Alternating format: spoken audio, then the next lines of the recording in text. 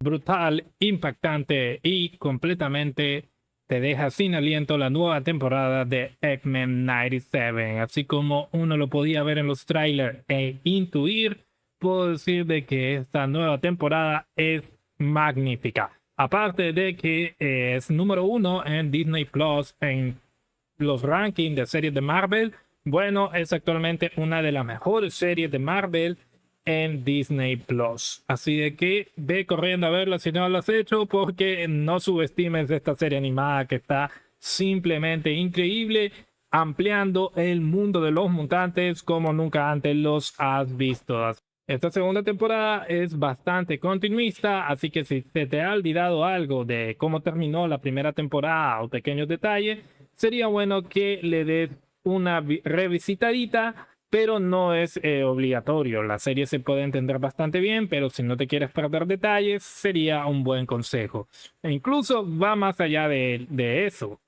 Si quieres ser un 100% de las referencias y un truly fan, puedes ver la primera serie porque hay muchos detalles y muchas referencias en general a la primera serie. Entonces, si la miras, perfectamente vas a estar al tiro con todo lo que se dice, 100% con todas las referencias y hasta puedes hacer un video en YouTube, supongo. Así que, ¿por qué tanto detalle? Te estarás preguntando, y es que, bueno, los primeros episodios se enfocan en mayor o en menor medida a la era de Apocalipsis, o mejor dicho, a este personaje. El primer episodio se enfoca mucho en lo que vendría siendo la precuela de la primera serie, por así decirlo, aunque se desarrolla en el futuro, son los X-Men, y qué maravilla poder describirlo de esa manera. Así de que básicamente se explica un poco el origen de Cable, un poco su relación con Jean y Cyclops, un poco cómo él controló, entre comillas, sus poderes gracias a la ayuda de sus padres. Entonces, un episodio bastante interesante. Vemos la evolución de los poderes de Stone, que la verdad es increíble, súper genial. Y cómo se desarrolla la utopía de la era de Apocalipsis en el futuro. Después tenemos un poquito del presente, cómo Cable está reclutando a nuevos reclutas con X Factor, también una organización del gobierno. Y por supuesto tenemos este enfrentamiento entre X Factor y X-Force. Así que hay mucha aquí en este momento. Pero realmente está interesante. Vemos los poderes de Jubilee y cómo más o menos ella se desenvuelve en este mundo sin los X-Men. Y por supuesto, el origen en general de Apocalipsis, que este sí vendría siendo como la precuela de todo, que es un poco la historia de origen del personaje, cómo fue abandonada por su madre, y siempre tuvo esta super fuerza y super resistencia, el cambio de color de piel, cómo era marginado en el Egipto. Entonces, todos estos detalles lo hicieron una especie de rebelde contra este faraón.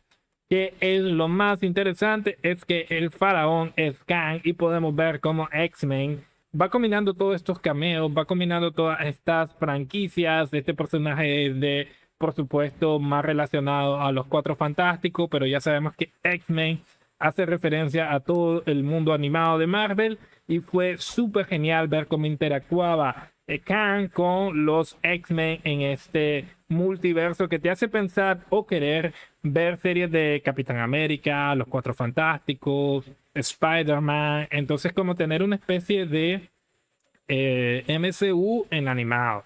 Ya tenemos Your Neighborhood Spider-Man con una como serie animada, pero me refiero con este estilo del 97, ¿no? Entonces, en ese sentido, puedo decir de que te da esa sensación y ganas de ver un universo cohesivo con estos grandes cameos que hace la serie. Y por supuesto, prepárense para los spoilers porque, madre de Dios, qué increíble cómo Magneto se sacrifica para poder ayudar a Xavier y a los demás mutantes. Pero aquí ya hay una especie de paréntesis, ya vemos como Magneto, por supuesto, ya es completamente bueno, por así decirlo, ya incluso trata de manipular a Ensabanur para que, es que me encanta el nombre, ¿no? Para que se convierta, digamos, en una especie de benefactor de los pensamientos de Xavier y de esta utopía que querían crear en los 90 y por supuesto que ahora viven bastante marginados y toda esta casa, ¿no? Incluso pasó lo de Genosha y todo esto. Entonces tratan de lavarle ahí un poco el cerebro. Por supuesto todo sale mal. Y aquí es donde sale lo más interesante porque vemos que, desde mi punto de vista también, Ensabanur es una especie de dios egipto. ¿Y a quién me refiero con esto? Bueno, es una especie de dios de la destrucción elegido por los mismísimos celestiales. E incluso Bestia lo dice, este lugar donde se concentraba esta energía extraña de los celestiales es una nave que utilizaba Apocalipsis en los 90 como arma. Y vemos que precisamente los celestiales son los seres que eligen a Apocalipsis por alguna extraña razón como una especie de dios de la destrucción. Como tú eres el elegido, tienes estos poderes, tienes estas cosas, esta nave te va a responder solo a ti y ve y crea todo lo que creas conveniente. Algo bastante interesante de cómo o el por qué esto se da. No se lo dice a ciencia cierta al público, pero algo es seguro y es que Ensabanur fue bendecido por estos celestiales para ser el gran inmortal con esta tecnología futurista que potencia sus ya increíbles poderes mutantes para gobernar y crear su propia era de apocalipsis que aparentemente, si nos los pintan así, es inevitable. Y en un acto altruista de último sacrificio con su gran amigo, Magneto termina falleciendo a manos de Ensabanur, ya convertido en Apocalipsis, ¿no? Y es básicamente con este rayo destructor que lo desintegra y básicamente solo queda el casco de Magneto y vemos cómo Char está destruido. Cuando los X-Men logran viajar a su época, ya no hay nada que hacer. Y la verdad es que yo te lo cuento así de una manera un poco resumida en general a grandes rasgos, pero es sumamente impactante. Realmente te quedas sin aliento, estás todo el momento. La verdad es que está muy bien contada.